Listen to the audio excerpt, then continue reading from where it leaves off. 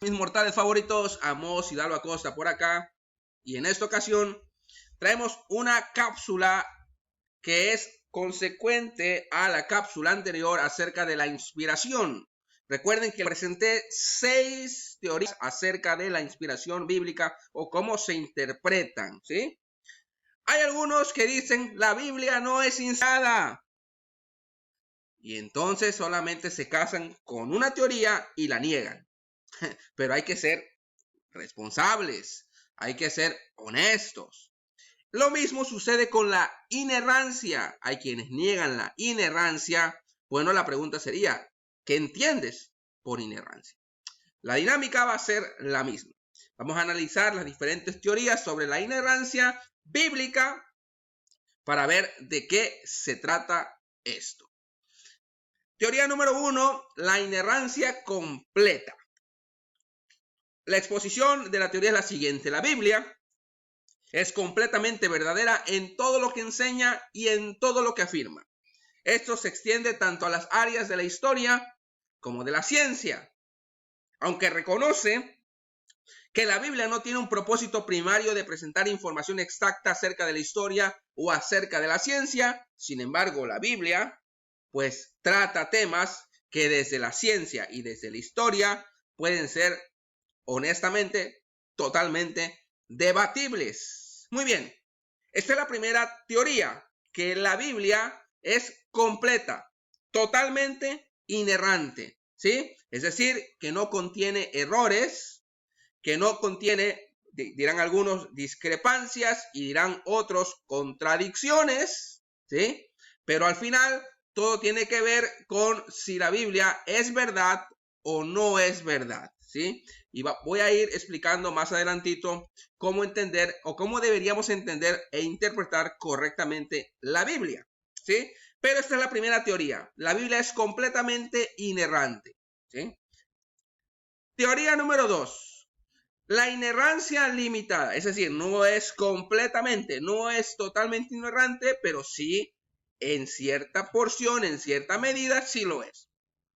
La Biblia es inerrante solo en sus enseñanzas doctrinales salvíficas. La Biblia no fue hecha para ciencia o historia, ni tampoco Dios reveló a los escritores asuntos referentes a ellas. Por lo tanto, en estas áreas, tanto la ciencia como la historia, la Biblia refleja la interpretación de su cultura y podría entonces contener errores. Muy bien. Alguien podría decir, es que la Biblia contradice la ciencia o la Biblia no tiene coherencia con lo que la ciencia dicta, con lo que la ciencia ha dado a conocer hasta nuestros días. Debemos entender que en el caso particular de que la Biblia toque temas de ciencia, lo hace desde la fenomenología, es decir, desde cómo los sentidos perciben las cosas, ¿sí? Desde allí.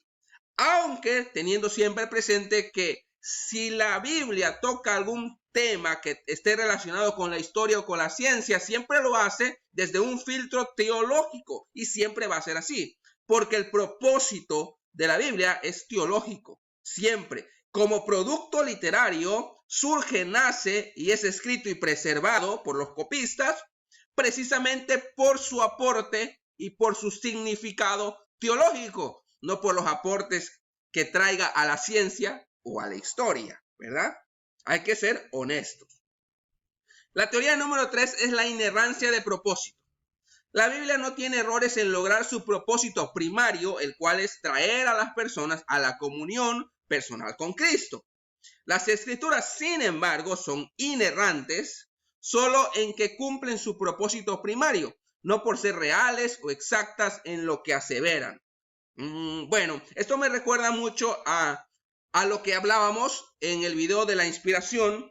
Yo decía que la Biblia es inspirada, o mejor dicho, las escrituras que son inspiradas de acuerdo a la expresión que utiliza Pablo cuando escribe a Timoteo, lo hace desde lo práctico, desde la praxis. Es decir, la escritura es útil para enseñar, para redarguir, para instruir. En ese sentido, podríamos decir que la Biblia es inspirada porque sigue siendo un medio que Dios utiliza hasta el día de hoy para transformar vidas. para que las personas vengan al encuentro con Jesús, conozcan de Dios, etcétera y etcétera. En la utilidad y en la practicidad de las Escrituras, la Biblia es inspirada. Y eso mismo podríamos decir de la inerrancia. Y estamos viendo que es inerrante desde esta teoría en el propósito, por lo cual la Biblia pues nos ha llegado hasta nosotros, ¿sí? Por un propósito que tiene que ver más con lo moral, con lo teológico, con lo espiritual, que particularmente con la ciencia o la historia. Y teoría número 4, la irrelevancia de la inerrancia. Este es como que decir, bueno, para algunos es importante el concepto de la inerrancia, pero para otros, simple y sencillamente, pues no lo es tanto. La inerrancia es esencialmente irrelevante por una variedad de razones, y aquí tenemos 3. El error en las Escrituras es un asunto de moral o espiritual, no intelectual. Cuando se habla en la Biblia de algo negativo, se hacen cuestiones que tienen que ver con la ética, con la moralidad, que tienen que ver con la relación con Dios, no tanto en cuestiones de contradicciones, si esto realmente es asimilado o tiene coherencia con la ciencia, etcétera, ¿no? Yo creo que muchos hacen preguntas que son incorrectas al texto, ¿sí? La inerrancia enfoca nuestra atención en nimiedades y no en los intereses principales de la Escritura. Un ejemplo, hay quienes dicen, realmente el relato de Job es histórico, realmente el relato de Jonás es histórico, existió Jonás, existió Job, y entonces la pregunta correcta debiera ser, ¿por qué existe esa narrativa? ¿Por qué fue preservada? ¿Por qué el escritor o los redactores los pusieron por escrito? ¿Cuál era el propósito? ¿Sí? En este caso, la inerrancia no está en la escritura. Lo errante, perdón, no está en la escritura. Está en las malas interpretaciones que muchas veces los intérpretes que se acercan a la Biblia, porque al desconocer el propósito del autor, terminan creyendo e interpretando cualquier cosa. La inerrancia impide una evaluación correcta de las Escrituras. Claro que lo impide, porque en lugar de estar buscando cuál es el propósito y la razón por la cual nosotros tenemos las Escrituras, andamos buscando con una lupa cuáles son las discrepancias, cuáles son las contradicciones, etcétera y etcétera.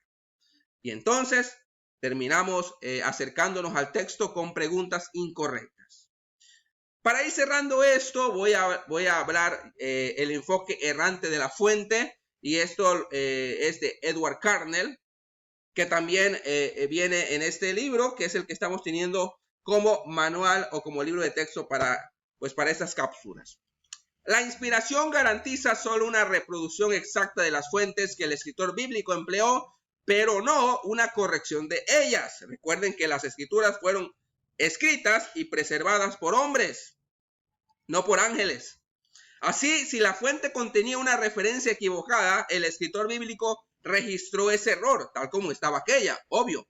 Por ejemplo, quien escribió Crónicas podría haber estado confiando en una fuente falible y errónea al confeccionar su lista de números, de carros y jinetes. Recordemos que la Biblia no cayó del cielo. Aquellos que tienen el error de creer que la inspiración es como que algo mecánico que Dios le iba dictando a los escritores palabra por palabra, aquellos que tienen ese mal concepto de inspiración son los que terminan teniendo un mal concepto de la inerrancia, ¿sí? Entonces, voy a ir cerrando con esto. ¿La Biblia es inerrante? ¿La Biblia es inspirada? Bueno, la Biblia es inspirada, pero no en el concepto que nosotros entendemos por inspiración, en el concepto que Pablo está hablando de inspiración, ¿sí? Ahora, ¿la Biblia es inerrante? Esto es importante porque no hay como que un texto que nos sirva como base para decir que la Biblia afirma ser inerrante. La Biblia afirma ser la verdad de Dios, pero esto es un concepto totalmente teológico, ¿sí? La Biblia es la verdad de Dios. Ahora, el registro que nosotros tenemos de las Escrituras son escritos que hacen referencia a ciertos eventos, a ciertas cosas que pasaron, pero lo hacen precisamente por un filtro teológico, no tanto por un interés histórico como tal, ¿sí? Voy a dar un ejemplo y con esto cierro. Cuando vamos al libro del Génesis, hay quienes se dan golpes contra la pared diciendo Adán y Eva fueron personajes históricos de la semana, realmente fueron 6 días de 24 horas. Y entonces, como partimos de una hiperliteralidad, terminamos malinterpretando la Biblia. Recordemos que hay algo que se llaman géneros literarios. La Biblia se interpreta literariamente, no literalmente. ¿Y qué pasa cuando nosotros entendemos que el relato del Génesis es un relato etiológico? Por fin entendemos que esas preguntas que hace la teología liberal, ¿es histórico? ¿No es histórico? Son realmente preguntas incorrectas que se le están haciendo pues al texto. La bibliografía consultada es este libro, Teología y Doctrina Cristiana de Wayne House. Bueno, eso es todo y muchas gracias.